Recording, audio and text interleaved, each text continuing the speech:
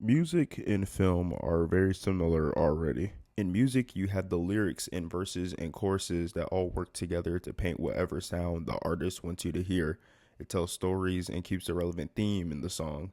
The same is for film and scenes, dialogues, and characters. This is obvious, but it's deeper than that. While scenes are built together to tell the story, even the shots used in scenes are communicating with each other to help build a narrative. This is where the medium's best to combine in music videos, the matching shots and what's happening on screen to give the song a new experience it never felt before.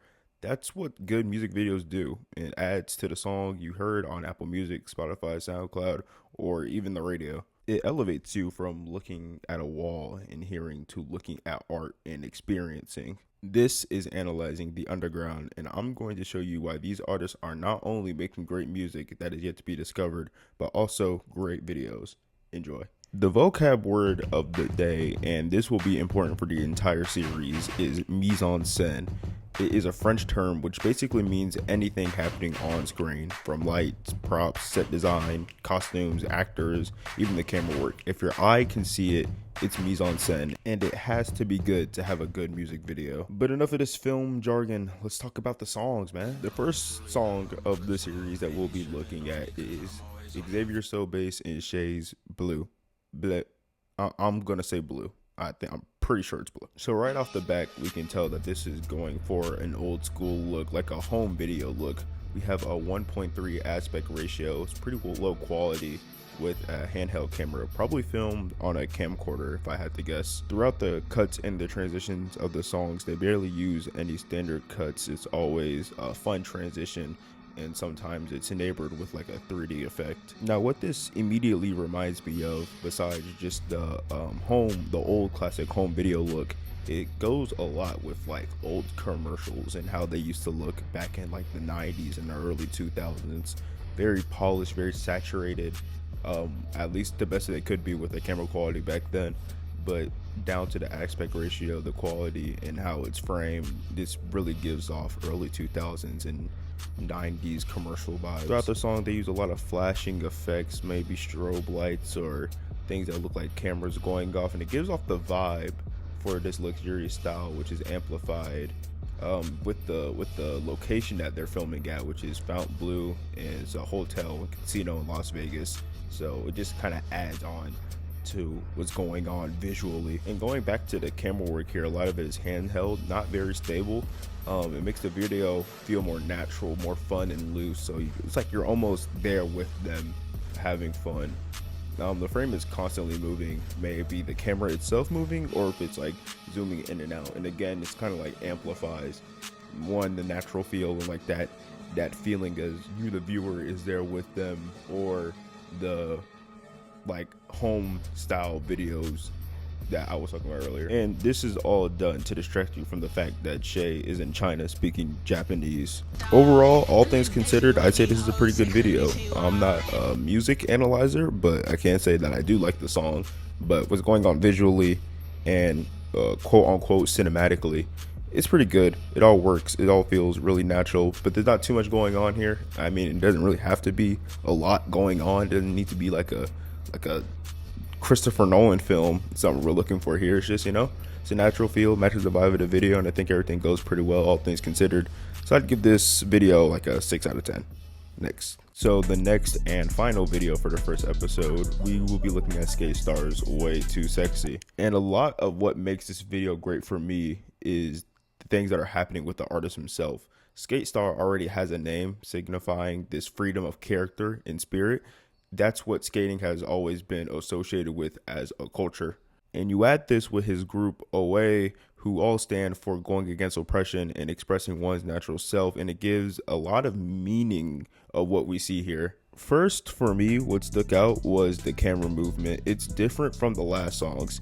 Xaviersobased Che used it in a way to make it feel fun for the video, but here it feels like it's sending a message. Xaviersobased camera is moving so you can feel the fun that they are having, but Sk8star's is moving his because it creates this feeling of breaking the uniform, breaking free of what feels standard, and it keeps the chaos in this video active because a lot of crazy shit is happening in this video when you look at it. And I think the views of this video should be like ×2 because I think you have to watch this video at least twice to see what's going on here. So the first go, I looked for the idea of randomness, what's different. I looked for when the camera moves and when it does it and why that might be. And I found the answer with that I was satisfied with for a time.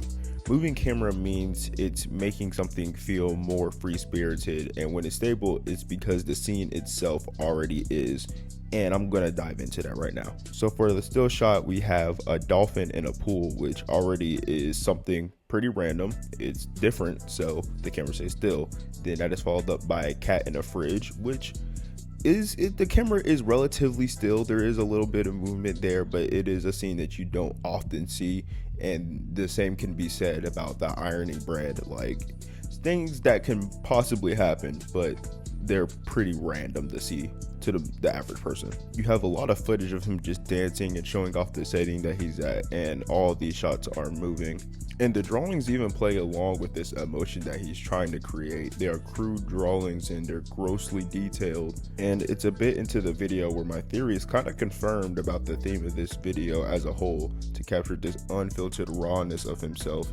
It says, apparently this image is too graphic for the internet because reality makes people uncomfortable. Welcome to America.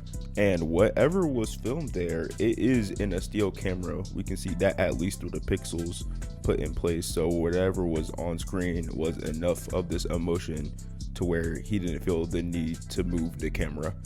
And finally, the car crashes are still. And from there, a lot of the imagery is just repeated.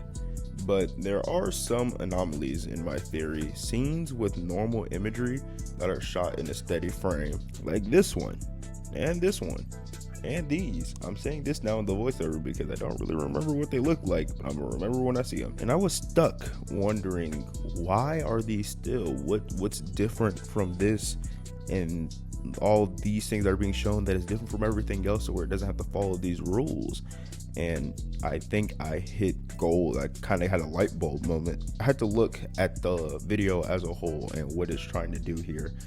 As it's also creating its scene, it also has to go to a song called Way Too Sexy. It has to go to that, and the mood of the video doesn't really match the vibe of the song. I will say that outright. It doesn't look like it goes together, but in a way it kind of does. And I think because it's hidden and layered into the moments like these where they show the meaning of not only the video but the song itself. You have to think back to what I said about Sk8star as an artist and what a name like that in a group that he is in represents. That represents the chaotic energy that we see in this video, and then the stillness that we see and captured that has those anomalies. In my first theory, it goes with this song itself, Way Too Sexy. I believe that the stillness is capturing some kind of beauty in a way, and I kind of felt good about saying this because he has a bar or just a lyric in general where he's just, the camera is still and it's just him and he just says, I'm so sexy, because that's the song. And what that frame is capturing is just beauty, may it be fashion or facial features or just the body itself. Now for the second viewing, I kind of just sat back and looked at everything that was happening and noticed that like we never see anything just once. Everything is like a reoccurring thing. We see the car multiple times, we see the living fruit multiple times, the theme of ironing bread, this entity, what I can only call long neck Sk8star. They almost feel like they're like their own characters in this universe. So overall, I really liked what was going on in this video. If I had to rate it, which I do, I think I'd give it I would give it a low 9, very high 8, low 9 area. I'm gonna give it a 9 though. I'm gonna bump it. A lot of things going on, a lot of good things at play here with background information included, obviously, but it's a really nice video. Speaking of nice videos, maybe to you this was a nice video, and if you think it was, consider liking, subscribing, doing all that fun stuff. And shout out again to my man Mo Dugga, bruh, putting me on with this series. He really co-created this, so if you liked it, make sure you give him a big thanks too. But for now, I'm King Oshi, and this was episode 1 of Analyzing the Underground, and hopefully we got more to come. That's it for me though. Until next time. Shit was trash. Kill your Deuces. producer.